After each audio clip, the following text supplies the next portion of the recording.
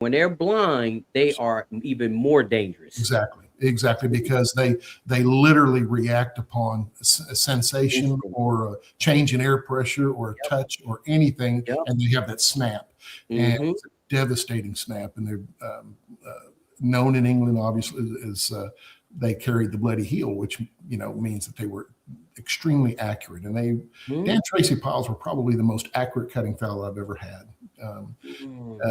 And they would pass this along when crossing. So that's to kind of rebrief us back up onto the DT piles. Which So one question, Steve.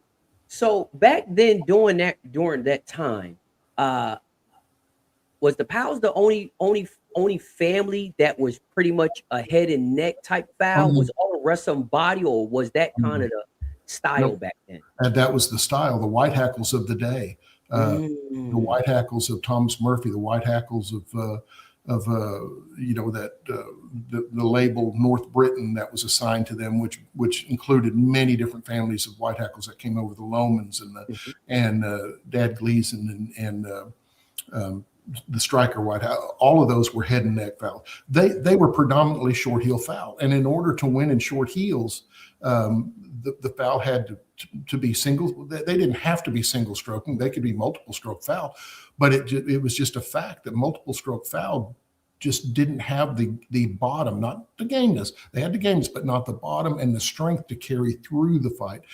So they would strike to the head and to the neck and reset immediately. And in that regard, the Dan Tracy piles were exactly like the white hackles of the day. Some of the white hackle families that I've been privileged to be around and actually owned some of them. One of them was a family of Lomans from John Sears that were the exact same style. They would be very balanced. They would hit a very balanced single lick and reset immediately, and if needed, hit another one and then another one. So they were single stroking fowl, and that was the weapon of the day.